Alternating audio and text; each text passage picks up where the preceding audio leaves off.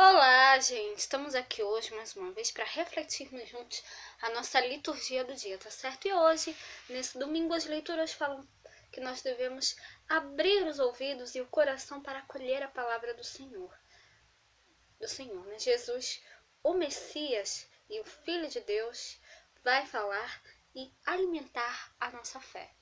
Então, a primeira leitura de hoje está em Isaías capítulo 50, versículo 5 a 9. Isaías capítulo 50, versículo 5 a 9. O Senhor Deus me abriu os ouvidos e eu não fui rebelde. Não me retiro para trás. As minhas costas dou aos que me ferem e as minhas faces aos que me arrancam os cabelos. Não escondo a minha face dos que me afrontam e me cospem, porque o Senhor Deus me ajuda, pelo que não me confundo. Por isso pus o meu rosto como um seixo e sei que não serei confundido. Perto está o que me justifica. Quem contenderá comigo? Compareçamos juntamente. Quem é meu adversário? Chegue-se para mim. Eis que o Senhor Deus me ajuda. Quem lá que me condene? Eis que todos eles, como vestidos, se envelhecerão, e as traças os comerá. Então, a primeira leitura de hoje, né, essa primeira leitura fala pra gente, né, que aqui é o terceiro canto do servo, né? Então aqui, né, ainda que se sinta perseguido, né, o profeta Isaías, ele se mantém confiante, né? Porque sabe que Deus está do lado dele, né? E que o auxilia, né? E isso nós também devemos ter essa certeza, né? De que Deus está do nosso lado, né? E Ele está conosco, né? Então, com certeza, Ele consegue levar em frente essa missão, apesar dos obstáculos que encontra, né? Essa confiança que o profeta Isaías passa na primeira leitura, nós também devemos ter, né? Devemos ter essa confiança de que Deus está conosco, né? E que Ele nos ajuda a superar todos os obstáculos, todas as dificuldades, tá certo? E agora, falando da segunda leitura, hoje ela está em Tiago, capítulo 2, versículo 14 a 18. Tiago, capítulo 2, versículo 14 a 18.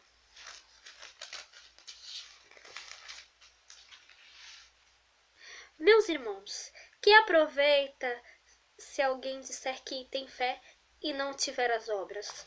Porventura a fé pode salvá-lo? E se o irmão ou a irmã estiverem nus e tiverem falta de mantimento cotidiano, e algum de vós lhes disser, ide em paz, aquentai-vos e fartai-vos, e não lhes derdes as coisas não derdes as coisas necessárias para o corpo, que proveito virá daí? Assim também a fé, se não tiver as obras, é morta em si mesma. Mas dirá alguém, tu tens fé e eu tenho as obras. Mostra-me a tua fé sem as tuas obras, e eu te mostrarei a minha fé pelas minhas obras. Então, essa segunda leitura, né, mostra-nos que há uma fé viva e uma fé morta, né, aqui na carta de São Tiago. A primeira, né, que é a fé viva, né, produz frutos do bem. E a segunda, que é a fé morta, não produz nenhuma ação concreta, né? Não é simplesmente, né, um ato intelectual, né, de adesão a uma ideia. Então, que a gente entre a fé viva e a fé morta, nós devemos sempre optar pela fé viva, né? Que é a fé que produz frutos, né? É a fé que nós realmente devemos ter, né? Então, que a gente possa realmente sempre, né, ter a prática da nossa fé, né? Que ela possa realmente produzir frutos, né? Que a nossa fé realmente seja uma fé viva, que a gente possa realmente não apenas falar, mas também colocar em prática, né, essa fé que nós temos, tá certo? Que ela sempre possa produzir frutos. E agora, falando do Evangelho, hoje ele está em Marcos, capítulo 8, versículo 27 a 35. Marcos, capítulo 8, versículo 27 a 35. Marcos, capítulo 8, versículo 27 a 35. E saiu Jesus e os seus discípulos para as aldeias de Cesareia de Filipe. e no caminho perguntou aos seus discípulos, dizendo: Quem dizem os homens que eu sou? E eles responderam: João Batista, e outros Elias, mas outros um dos profetas. E ele lhes disse: Mas vós, quem dizeis que eu sou? E respondendo Pedro lhe disse: Tu és o Cristo. E admoestou-os para que a ninguém dissessem aquilo dele. E começou a ensinar-lhes que importava que o Filho do Homem padecesse muito e fosse rejeitado pelos anciãos e príncipes dos sacerdotes e pelos escribas, e que fosse morto, mas que depois de 3 dias ressuscitaria. E dizia abertamente estas palavras. E Pedro o tomou à parte e começou a repreendê-lo. Mas ele, virando-se e olhando para os seus discípulos, repreendeu a Pedro, dizendo: Retira-te de diante de mim, Satanás, porque não compreendes as coisas que são de Deus, mas as que são dos homens. E chamando a si a multidão com os seus discípulos, disse-lhes: Se alguém quiser vir após mim, negue-se a si mesmo, tome a sua cruz e me siga. Porque qualquer que quiser salvar a sua vida, perdê-la-á. Mas qualquer que perder a sua vida por amor de mim e do Evangelho, esse a salvará. Então, essa leitura do Evangelho, nessa leitura de hoje do Evangelho, Jesus ele quer saber dos discípulos qual é a compreensão deles acerca da sua pessoa.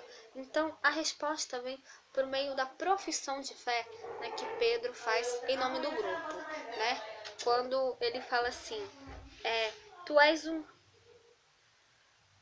Quando ele dizia assim, tu és o Messias, Então,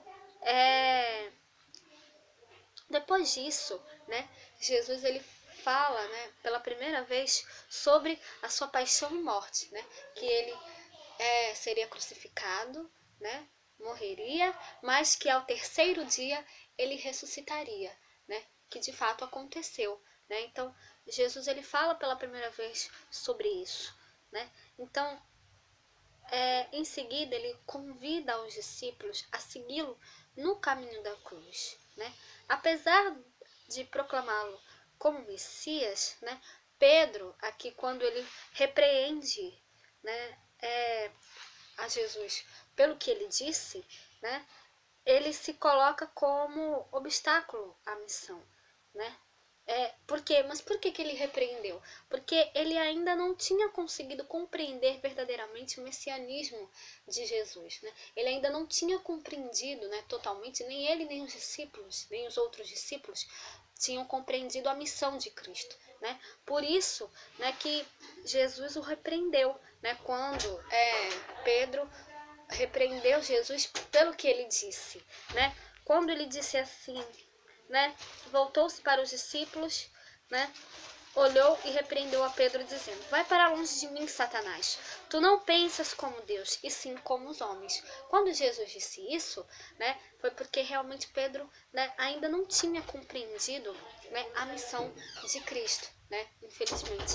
Então, que a gente possa realmente sempre cada vez mais refletir, compreender a missão de Cristo, que a gente possa realmente dar testemunho dele sempre, porque ele é o Cristo, ele é o Messias que veio para salvar a humanidade. Então, que nós realmente possamos dar testemunho dele a todos, tá certo? Então, era isso que eu tinha para falar para vocês hoje. Muito obrigada a todos por curtirem, por comentarem. Aqueles que só assistem mesmo, eu também agradeço. Espero que vocês tenham gostado dessa reflexão de hoje. Espero encontrá-los todos aqui amanhã, segunda-feira, se Deus quiser, para continuarmos refletindo cada vez mais as leituras da Sagrada Escritura. Então, muito obrigada a todos e até a próxima, se Deus quiser.